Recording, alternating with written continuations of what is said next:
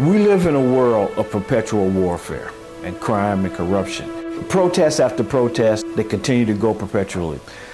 It seems that we need a different approach. How does the Venus Project approach this? If you really wish to bring an end to war, poverty, hunger, and most crimes, what we have to do eventually through education is declare all of the Earth's resources as the common heritage of all the world's people. I see that as the only means. So this is what we have to strive toward. I don't say this can be accomplished in one swoop.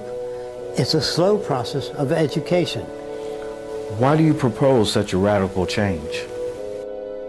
Well, I would like to see an end to war, poverty, unnecessary human suffering. And I can't see it within a monetary-based system. I see constant repeat of the same series of events: war, poverty, recession. Is monetary economics at the root of the problem, and can it be fixed? If it can't be fixed, why not? Frankly, within this system, in order to survive, you have to submit to the methods of this system. A lawyer is not out there to help you always. There's money in it for the law firm. In other words, the motivation is not what you would call based on human concern. It's based on the bottom line. The motivation in most industries, the bottom line is profit, not the betterment of humanity. And they would feel, well, that is a byproduct of this system. I don't believe that. It's that the rules of the game were invented so many years ago, they no longer fit the economic circumstances of the times. What we would like to do is update our system so that it fits the new technology. Would the election of people with higher moral content solve the problem? No, because even if you succeeded in electing people of unquestionable moral character, if we ran out of resources, there'd be lying, cheating, stealing, and artificialities. It isn't moral character that we need. It's the intelligent management of the Earth's resources. The real future depends on our ability to solve scarcity problems, overcome those problems through our own creative ingenuity. What is a resource-based economy? And how does that compare with a monetary-based economy? In a monetary-based economy, we use money as a medium of exchange. Now, money doesn't represent our capacity to produce. It just represents a method designed hundreds of years ago and established within the system. In the monetary-based system, it's wealth, property, and power. And that's the main directive. Now, today we say, how much will it cost? That is really the question. The real question is, do we have the resources to build that kind of project? Yes, we do. Do we have the money? No, we don't. But we have more than enough resources available to build anything we want to build. If you have difficulty with that, consider this. Suppose all the money in the world disappeared tomorrow morning. As long as there are farms, water, building material, we can build anything we want to build. It isn't money that people need. It's access to resources. In other words, it was necessary 100 years ago to use a monetary system for the distribution of products. Today, we have the technology to make those things available. What are we chiseling off each other for? A resource-based economic system does not use money, barter, trade, or any of the older systems that were prevalent.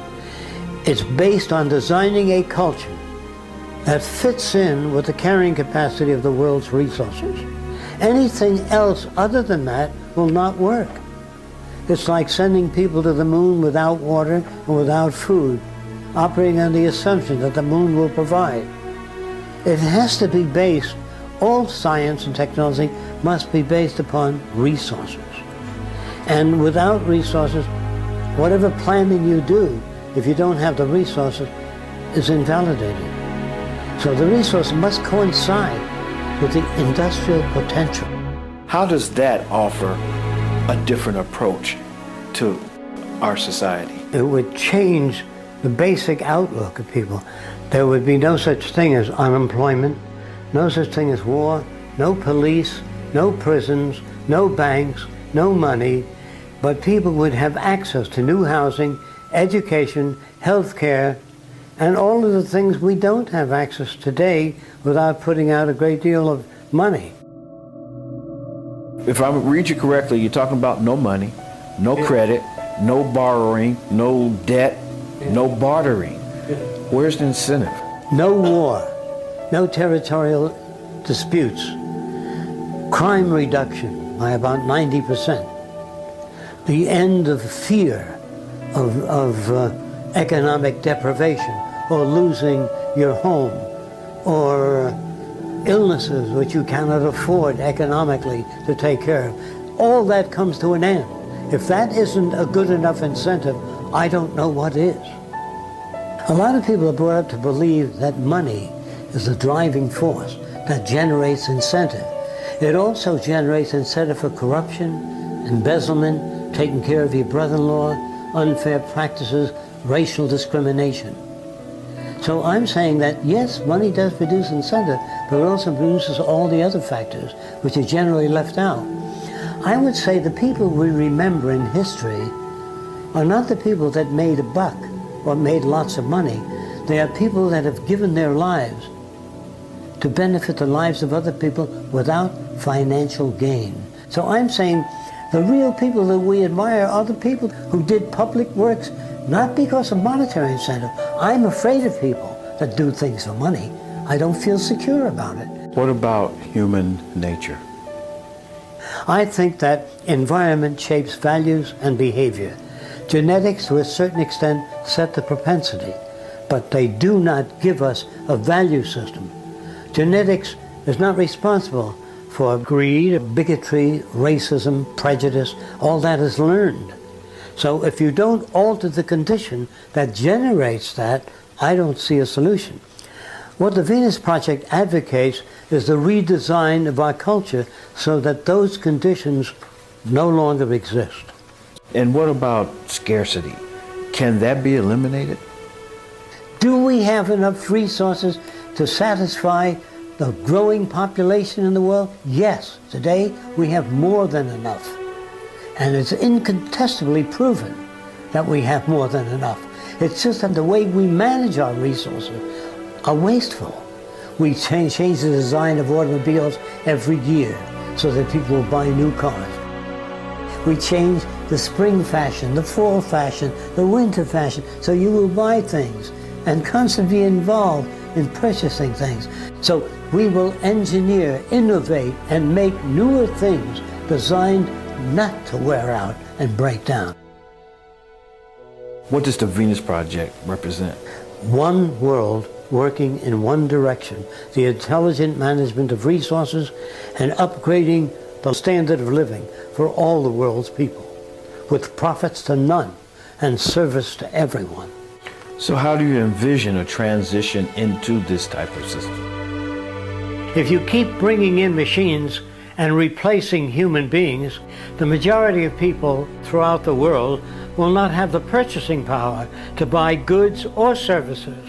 This will bring an end to the old monetary system. I would see economic collapse as the only system that'll bring people around to say that, gee, I see that the people I've elected into political office are not competent enough to get us out of this problem, and they'll be looking for other possible alternatives. The more people know about it, the more likely that it may be installed.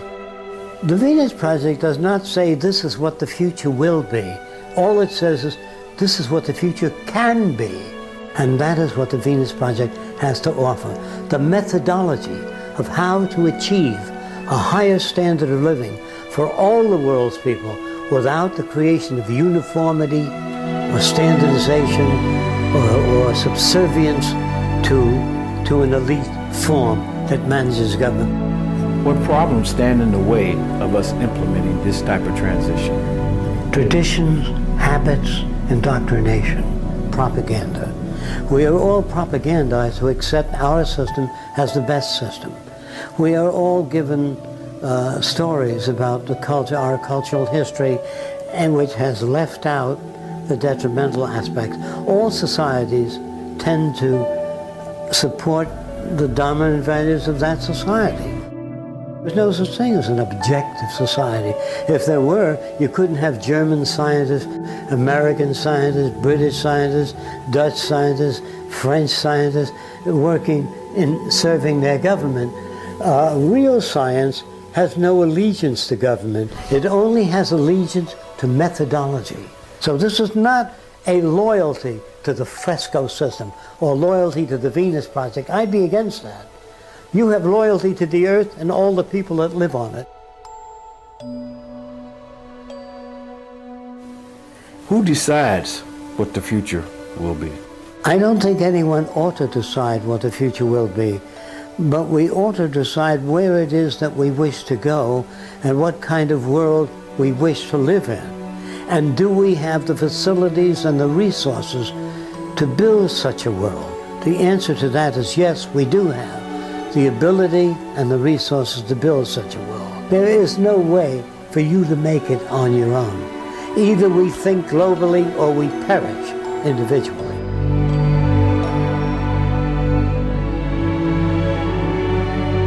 We welcome your criticism of the Venus Project. We welcome the participation of everybody and the contributions.